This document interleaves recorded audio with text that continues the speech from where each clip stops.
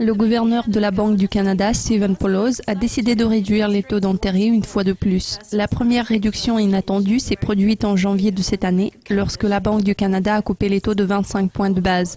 Maintenant, les marchés se tournent vers la Fed. Vu le potentiel de hausse de taux d'intérêt, quelles sont les perspectives du dollar américain contre le dollar canadien? Je reçois par téléphone Ruiz Mendes, directeur et chef économiste chez CIBC World Markets, pour en savoir plus. La baisse de taux à 0,5% mercredi dernier n'était pas trop surprenante car la reprise de l'économie canadienne n'était pas en ligne avec les attentes de la Banque centrale. Le CAD a réagi par une baisse de plus d'1 centime. Cette tendance va-t-elle se poursuivre? Quelles sont vos prévisions pour un mois?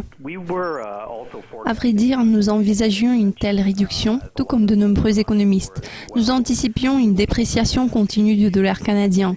C'était un mouvement important pour la monnaie en une seule journée. Toutefois, si nous regardons en arrière, ce n'est pas le plus grand mouvement journalier du CAD enregistré cette année. Le plus grand mouvement est arrivé le 21 janvier, lorsque la banque a surpris les marchés par sa coupe des taux. À partir de maintenant, nous envisageons une dépréciation graduelle dans les mois à venir, car la politique monétaire du Canada diverge de celle des États-Unis. N'oublions pas qu'une hausse des taux par le FOMC s'annonce à l'horizon plus tard cette année. Même si nous n'avons pas l'habitude de faire de prévisions pour un mois, d'ici la fin du troisième trimestre, nous croyons que le dollar américain CAD s'établira à la marque de 1,30. The end of Q3 is for USD CAD to hit 130. Janet Yellen a déclaré que la Réserve fédérale pourrait relever les taux d'intérêt à court terme à la fin de l'année, car l'économie évolue comme prévu. De nombreux investisseurs s'attendent au mouvement de la Fed en décembre, bien que la banque ait indiqué qu'elle pourrait intervenir sur les taux déjà en septembre. Cela a-t-il eu une influence quelconque sur vos prévisions à moyen terme? Certainement. L'un des principaux moteurs de la faiblesse de nos prévisions pour le CAD est la divergence entre les politiques monétaires du Canada et des États-Unis. Cela sous-entend également la force prononcée du dollar américain contre un certain nombre de monnaies du monde entier.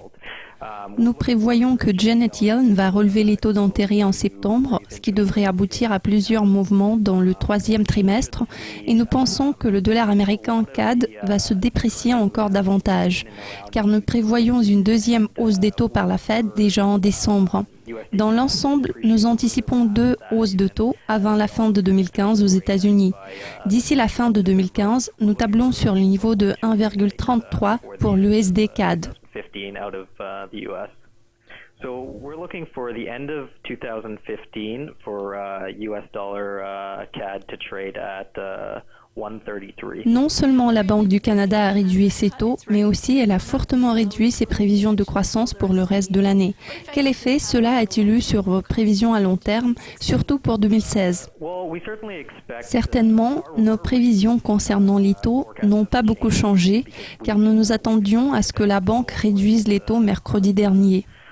Cependant, nous prenons en compte qu'il faudra plus de temps pour la Banque du Canada pour décider de procéder à une nouvelle réduction des taux.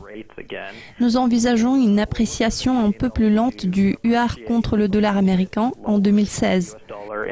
Nous pensons que la Réserve fédérale prendra une pause dans ses hausses de taux tout au long de 2016, car ils devront voir la réaction de l'économie au durcissement de la politique monétaire.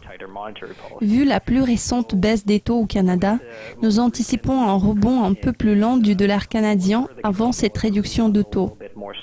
En 2016, nous espérons le voir aux environs de 1,30, 1,31.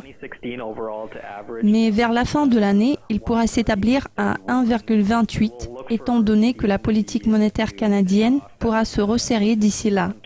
Nous envisageons des taux d'intérêt plus serrés vers la fin de 2016.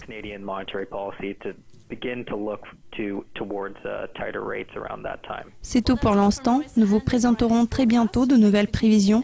Merci de votre attention. Restez à l'écoute de Dukascopy TV.